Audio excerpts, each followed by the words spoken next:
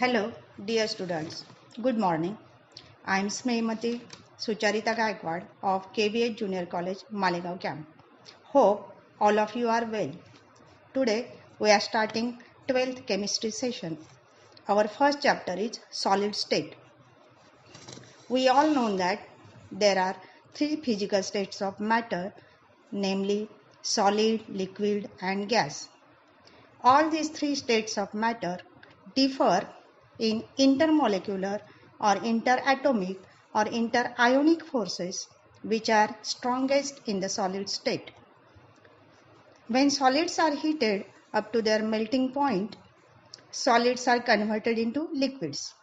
And when liquids are heated up to their boiling point, liquids are converted into vapor or gaseous state. On the contrary, by cooling the gases to very low temperature and at high pressure, gases can be transferred into liquid, and liquid on further cooling can be transferred to its solid state. Thus, these three states are interconvertible. Today, we have to study about solid state. Solid state is generally denser than liquid or gases. Generally, solids are hard, incompressible, and rigid. Intermolecular forces of attraction are stronger compared to liquid and gases. The smallest constituent particles of various solids are atoms, ions, or molecules. They have fixed stationary positions and compositions in solid, and hence solids have definite shape, mass, volume, and density. There are two types of solids depending on orderly arrangement of constituent particles: crystalline solids and amorphous solids. Now, first one is crystalline solid. Characteristic properties of crystalline solids are taken by observing a few granules of sugar, common salt, and blue vitriol. We come to know that all these are crystalline solids. In crystalline solids, there is a regularity and periodicity in the arrangement of constituent particles and extends over a long range. Crystalline solids have sharp melting point, that is, they melt at definite temperature. Crystalline solids show different physical properties in different directions. Hence, they are anisotropic in nature. That is, their properties like refractive index, thermal and electrical conductivity, etc. are different in different directions. For example, ice, salts like sodium chloride, potassium sulfate, diamond, graphite, ceramics, metals like sodium, gold, copper, silver are crystalline solids. Now, single crystals are difficult to obtain. Diamond is an example of naturally formed single crystal. Single crystal has order arrangement of constituent particles throughout its bulk. Most of the crystalline solids are polycrystalline in nature. Single granule of a polycrystalline solid is made of many single crystals, for example, metals. Second type is amorphous solids. By observing the solids such as plastic, rubber, tar, we come to know that all these are amorphous solids. Characteristic properties are a substance which appears like solid but does not have perfectly ordered structure and no regular arrangement of constituent particles in structure is called amorphous solid. Amorphous solids are not real solids. They do not have sharp melting points. Amorphous solids are isotropic in nature as physical properties do not change with change in directions. Amorphous solids are called supercooled liquids of very high viscosity or pseudo-solids. For example, plastic, rubber, glass, tar, metal alloy are amorphous solids. Next to this, similarity or dissimilarity in crystal structure of different solids is described as isomorphism and polymorphism. Now, isomorphism is nothing but when two or more crystalline substances have the same crystalline structure are said to be isomorphous, and this phenomenon is called isomorphism. In these substances, chemical composition has same atomic ratio.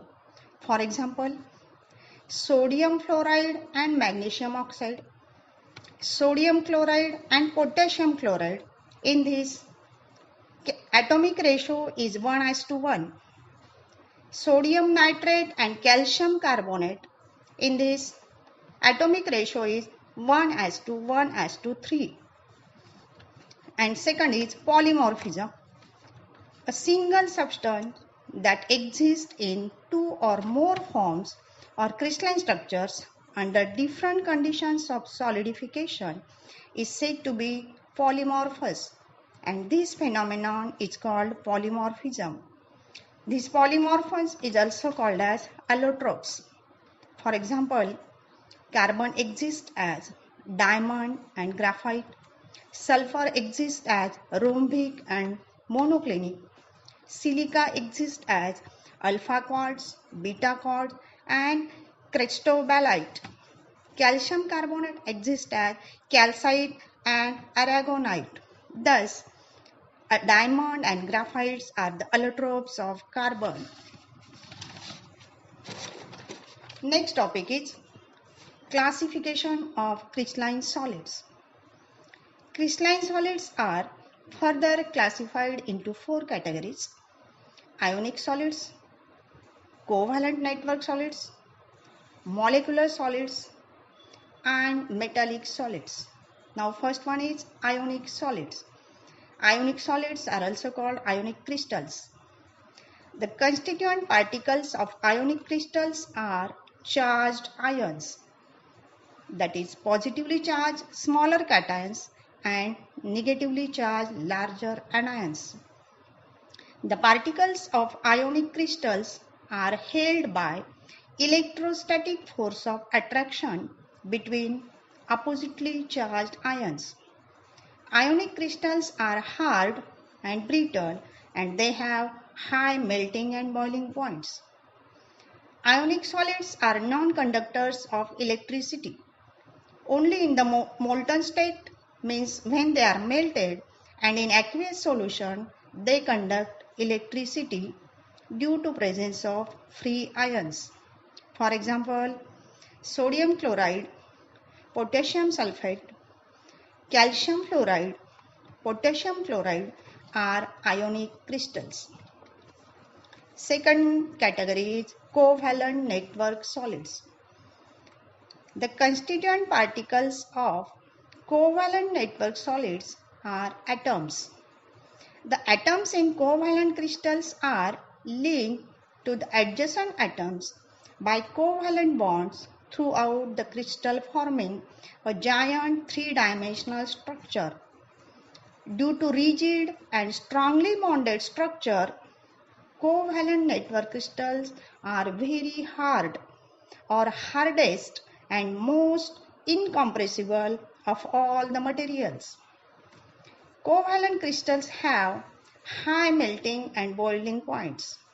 They are poor conductors of heat and electricity, since the electrons are localized in covalent bonds and hence are not mobile.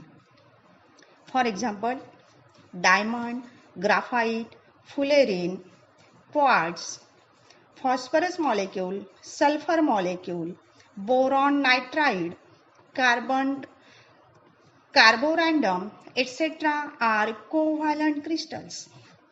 Third category is molecular solids. The constituent particles of molecular solids are molecules of the same substance. Crystalline organic compounds are also molecular solids. The bonds within the molecule are covalent bonds. The molecules are held together by various intermolecular forces of attraction like weak dipole-dipole interaction in polar molecules such as HCl, water molecule, sulfur dioxide molecule which possess permanent dipole moment, or very weak dispersion or London forces in non-polar molecules such as methane, hydrogen, carbon dioxide, chlorine or carbon monoxide molecules, and intermolecular hydrogen bonds in solids such as water, that is in ice, ammonia and hydrogen fluoride, etc. Due to presence of weak intermolecular attractive forces, molecular solids are soft and have low melting points. Molecular solids are poor electrical conductors and are good insulators. Now fourth category is metallic solids. The constituent particles of metallic solids are positively charged metal ions, that is cations. The bonding electrons are delocalized over the space of crystal. The attractive interaction between cations and mobile electrons constitute the metallic bonds. Due to strong metallic bonds, the metallic solids have high melting point and boiling points, and they are good conductors of heat and electricity due to mobile electrons. Metals are malleable, that is, they can be hammered into thin sheets. Metals are ductile, that is, they can be drawn into wires. Metal surfaces exhibit lusters due to absorption and emission of incident light. Thereby, gold is yellow and copper is reddish in nature. For example, metals such as sodium, potassium, calcium, iron, gold, silver, copper are metallic solids. This is first part of this chapter. If you have any doubts, please contact me. We will do remaining part later. Thank you.